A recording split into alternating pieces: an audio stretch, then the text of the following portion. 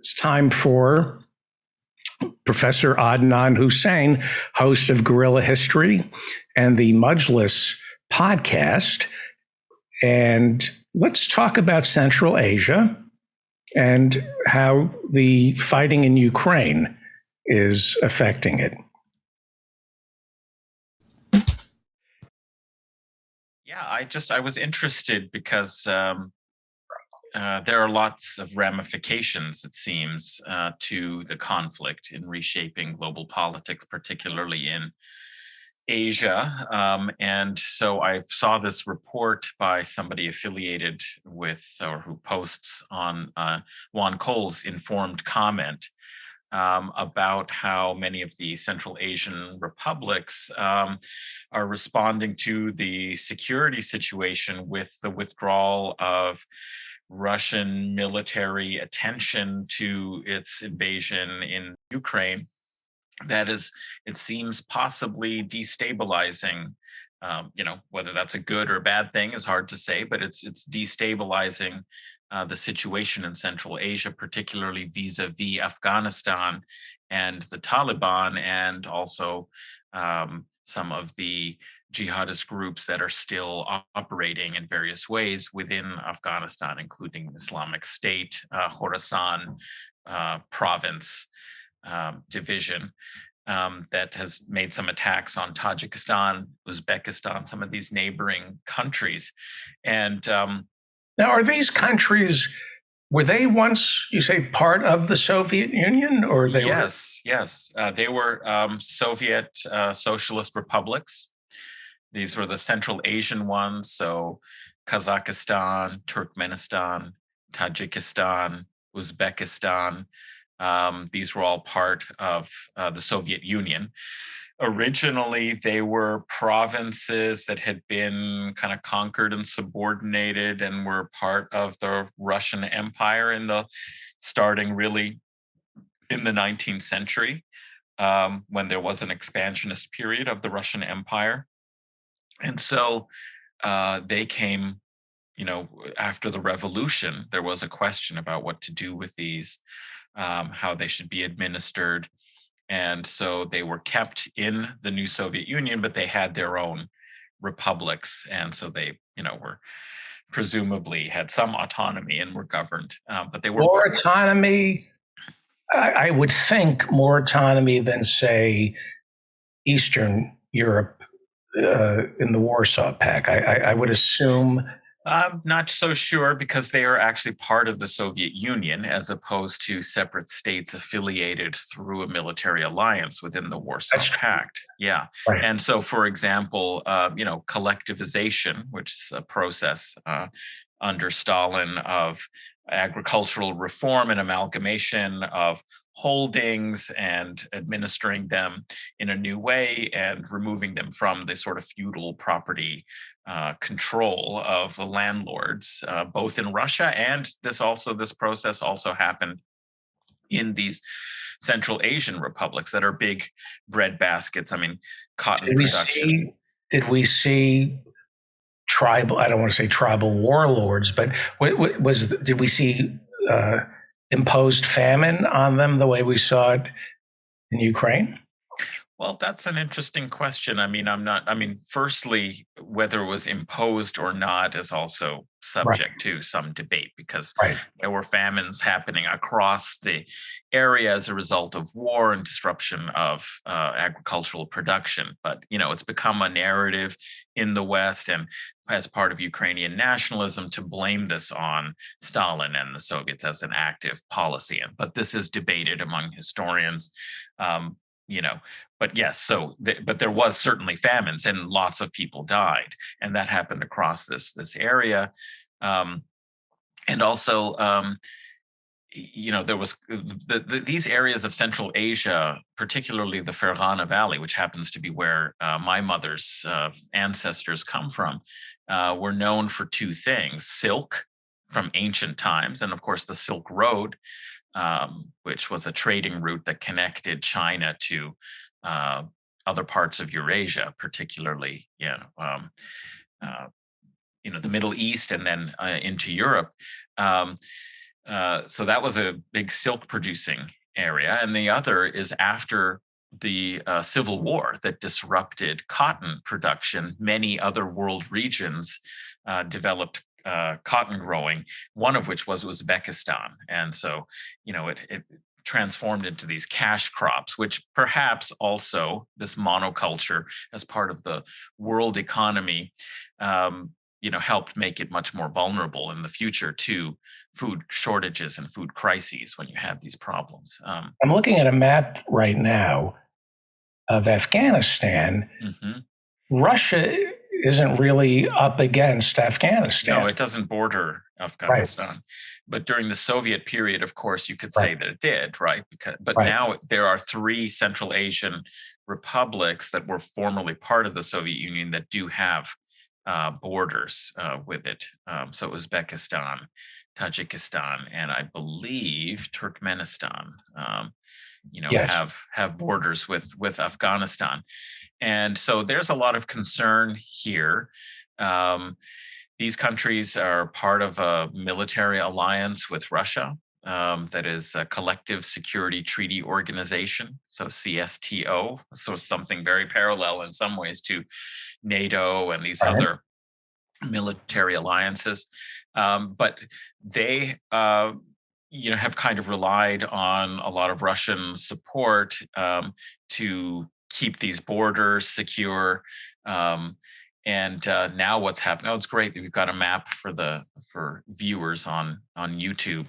Is that now 6 months or 8 months on, the Taliban are actually threatening Tajikistan and some of these other countries because a lot of the military hardware, like Afghanistan's Air Force, such as it was, which was all U.S. equipment and U.S. trained pilots, they left when they fled after the Taliban's very quick conquest of most of Afghanistan and U.S. withdrawal. They took a lot of this military equipment, these planes, and so on, to Tajikistan, and the Taliban are demanding it back. So there's a lot of tensions that are going on, and Russia normally would be kind of the guarantor of supporting these republics and helping them, and in fact doing joint military exercises and so on close to the border. Um, and that military support has had to be withdrawn and redeployed to um, Ukraine, and it appears that the Taliban are taking advantage of the kind of vacuum to press their interests and their advantages. So When there is you look some. at when you look at Central, it's really useful to see a map of this. The proximity to Iran, to Afghanistan, to Turkmenistan, then Central Asia. Mhm, If you were to look at Turkmenistan, Uzbekistan, Kyrgyzstan, Tajikistan, Kazakhstan, mhm. are are they primarily Muslim? Or they what is their Yeah, they are. Well, they're part of these. Several of them are Turkic peoples from the steppes, like the Mongols. This is the historic homeland of the Turkic peoples here in kind of inner Asia, so and did the these are. Ottomans bring them Islam? No, it happened much earlier, They brought actually. they brought the Ottomans Islam, maybe. Yes, exactly. Is that the Turks, the West Turks migrated further west into what we think of as Persia and the Middle East.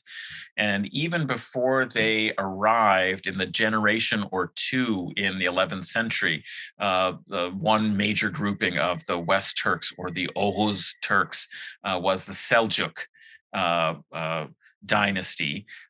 They had already converted to Islam by the time they migrated slash invaded central Islamic lands of Persia, Iraq, Anatolia, and so forth. And they came as conquerors and established their own dynasties. And ultimately, those groups that settled Asia Minor and the Anatolian Peninsula eventually established some border principalities of some minor houses managed to rise to prominence, one of which was, the sons of Usman in the extreme far west of Anatolia. And most of the early territories of what would become an empire, the Ottoman Empire. That's Ottoman just means, basically of or related to Osman. That's where they get the name for the dynasty.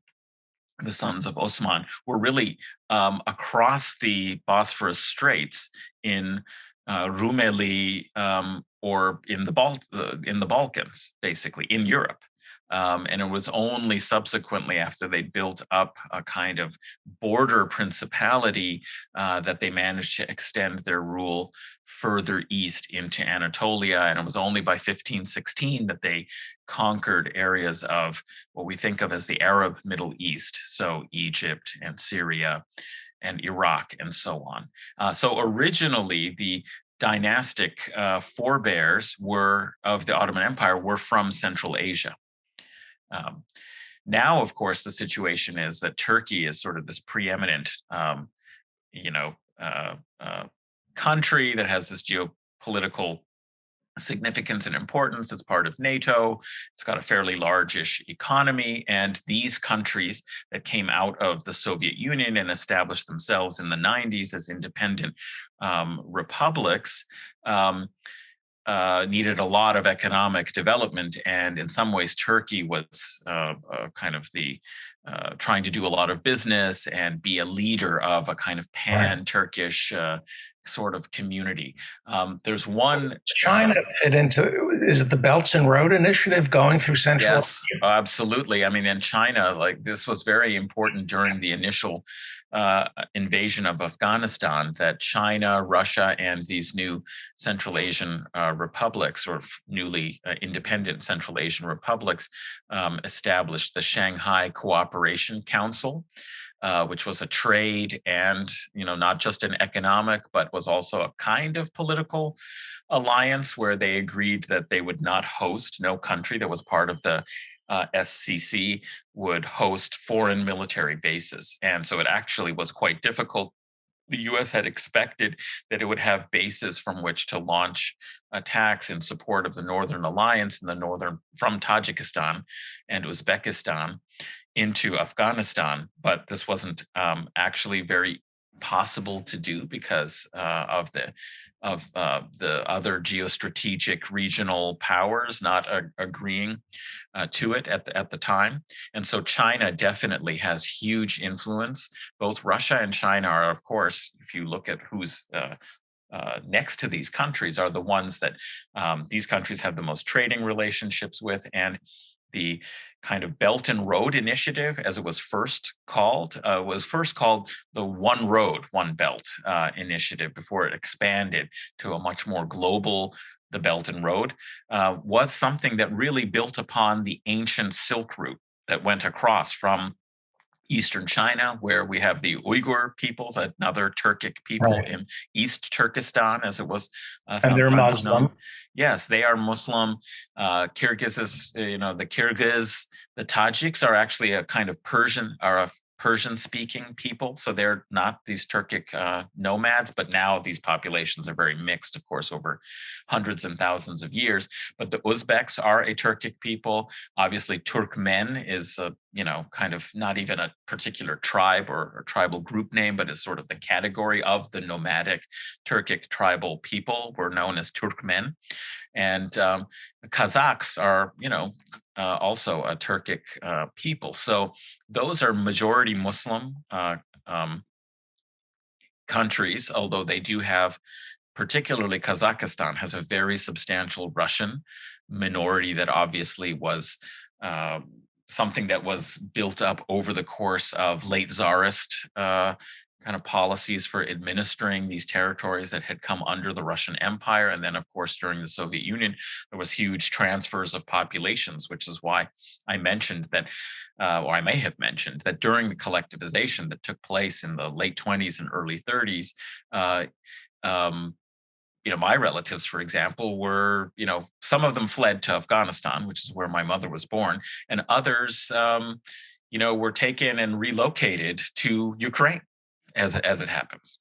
Just as Crimean Turks, which is a different Turkic tribal group, the Tatars, um, the Crimean Tatars, were relocated. There was a series of conflicts, and they were allies at certain points with the Ottomans, but eventually the Tsars. There's very famously, the Crimean Wars, that the charge of the Light Brigade. Perhaps people remember that Tennyson poem. It refers basically to series of conflicts that were taking place in Crimea.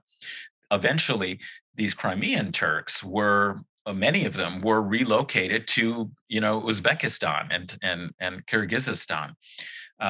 So there was a lot of transfer and mixing of populations, and that is partly what has created some of these tense kinds of relationships you see all across the former Soviet Union. Is when you have these collapses of empires, they leave kind of certain ethno-national communities in territories where they are now minorities, but they were part of a ruling kind of community or a dominant community. And that creates, all kinds of conflicts when these new national units are trying to establish a kind of national culture, with historic resentments against the population that once dominated and ruled them, who are now a minority. Great. Let's thank you for that. I'm going to take the map down and put my shirt back on. Sometimes I like to put a map up so I can just be shirtless.